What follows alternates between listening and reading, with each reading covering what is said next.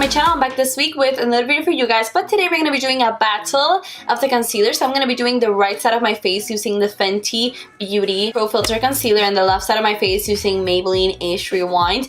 I'm going to be doing a word test with these two guys, a demo and a full review on both of them to see how they compare and which one wears the longest, which one blends the fastest, and which one has the most coverage. So if you want to see a comparison between these two concealers, keep on watching. But if you're not a part of the Pauline family yet, don't forget to subscribe to my channel before you leave. And yeah, let's get into this battle of the concealers. Alright, so I'm gonna start off with the facts on the Fenty concealer because this is the newest one and I know this is the one everybody wants to see. This is the Pro Filter Instant Retouch Concealer. This is $26. I got it in shade 150, which is for light neutral skin. And you do get 0.27 ounces of product in this, so that's pretty average for concealer. The claims say that this is a creamy long wear, crease-proof liquid concealer with light as air, medium to full coverage that brightens under eyes and conceals blemishes and redness. It's free of parabens and phthalates, and it's also cruelty-free. And then it says that this is a full coverage cure to living life to the fullest. This sweat-resistant formula comes in a groundbreaking range of 50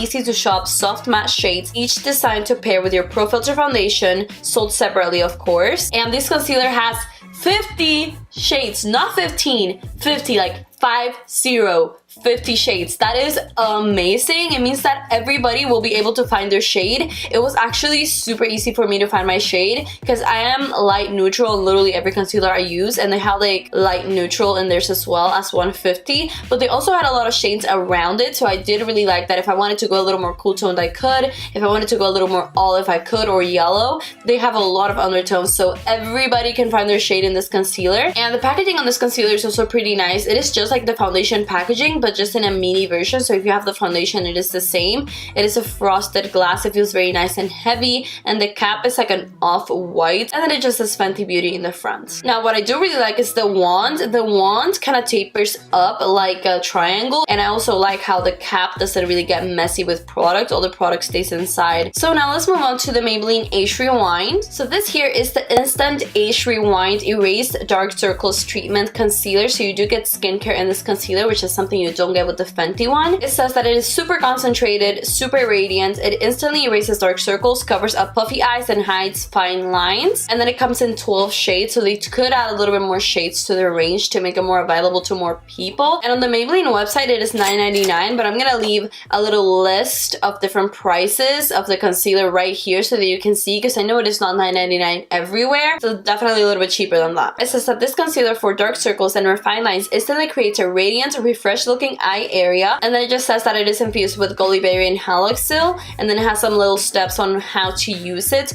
It says that you have to twist this right here to get the product onto the sponge, and then you just apply it from the sponge onto the eye, and then you blend it out with a brush or a sponge. And this is an up-close look at the packaging. Now what I do really like about this concealer is that you use all the product you buy, and that is because, as you can tell, as the concealer goes down, it is scraping down the side, so you're using every single ounce of concealer, and you do get 0.20 ounces on this, so you are getting a little bit less than on the Fenty concealer. On that one you're getting 0.07 more ounces than on this one. Now I do like that with the Fenty concealer you do get a doe foot applicator, so that is way more sanitary than this sponge. I'll definitely be taking up the sponge soon. I don't like to keep the sponge for longer than a month on my concealer because I feel like that is kind of yucky, because you are putting the sponge on your face and then the sponge is like outside of the package, so it's always receiving air, as opposed to the doe foot applicator being completely immersed in the tube and more air sealed. So now we got all the facts out of the way, let's get to applying these two to see how they actually apply on the face. Alright guys, so my foundation is done and I primed my face. I used the Dior Forever foundation, the new one that I just reviewed. This has become my favorite foundation ever, so I'm using this, and I'm using PoreFesisonal primer. So I know those two products work, and I'm gonna be giving these two concealers a very fair shot. So I'm gonna start out with the Fenty side because I'm really excited to use this. And on the website it says that you have to use the tip to get like light coverage and the side to get full coverage, and you guys know I love me some full coverage, so I'm gonna be doing the side of the wand on my under eye. And this concealer looks very thick, so I'm not gonna be applying a ton of concealer because I don't want to overdo it and then have it be cakey because of my mistake. So I'm gonna apply this and I'm gonna blend it with my damp Morphe sponge. Like, you see that coverage?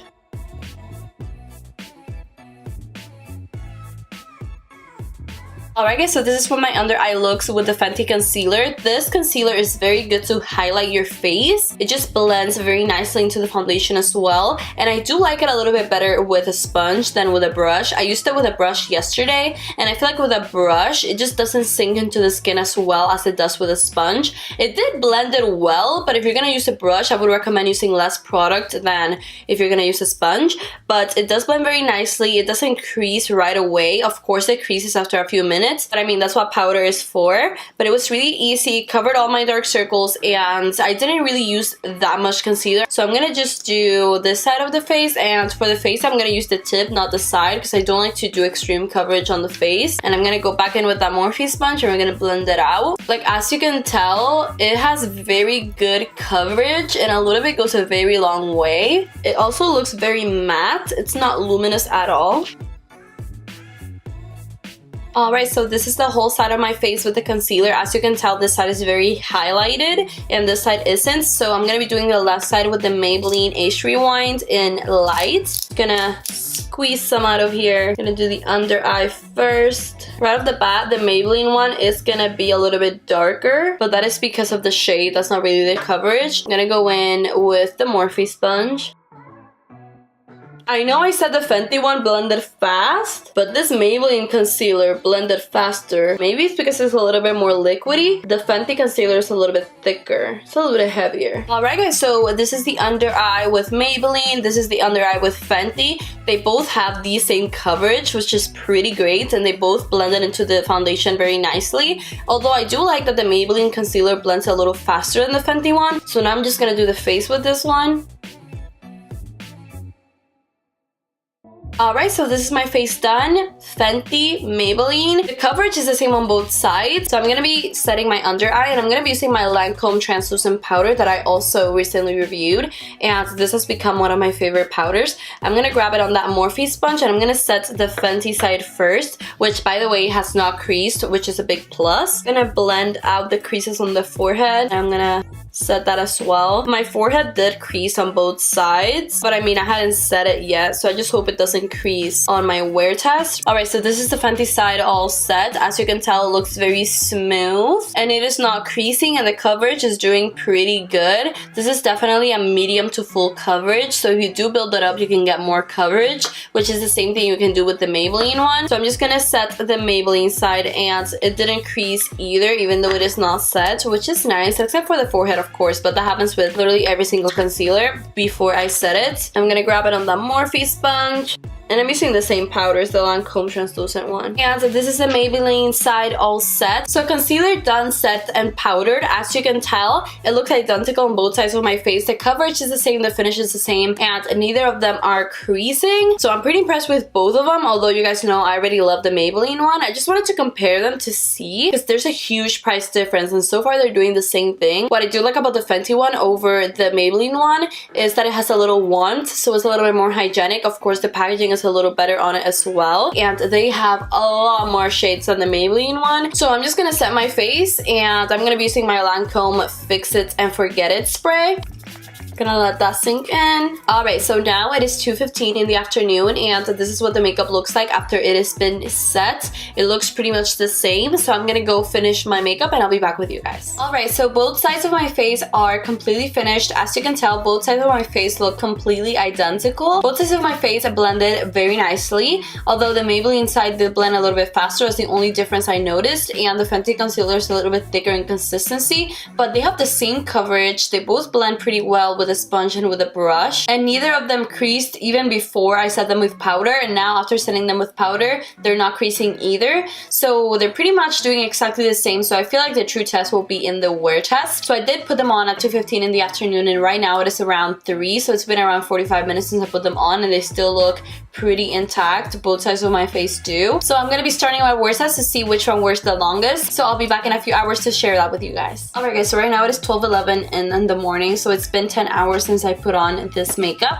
and as you can tell, I know my forehead is pretty oily. My nose is not too oily, which is a good thing, so the first thing I'm gonna do is just touch up my forehead, but that doesn't really have anything to do with the concealer. I didn't really put much concealer right here. I put my concealer up here and it's not oily up here. And where I did put concealer on my nose and my chin, I'm not oily at all. So the concealers don't make you oily, which is a good thing. I'm just gonna pat my forehead with a Lancome powder puff with some of the Lancome powder that I used to set my face. Alright, and after just patting that down, my makeup literally looks brand new right now. Although I do want to show you guys that up close because I did notice a difference between the two concealers. So I don't know if you can tell, but on the Maybelline side, I did get a little crease right here next to my mouth, and I did not get that on the Fenty side. Usually with the Maybelline concealer, I do get the crease on both sides, so the Fenty concealer creases less than the Maybelline one. However, the Maybelline one didn't crease at all on the under eye, and the Maybelline concealer is specialized to go on the under eye because it is for dark circles. You don't get dark circles around your mouth, and both my under eyes look literally identical.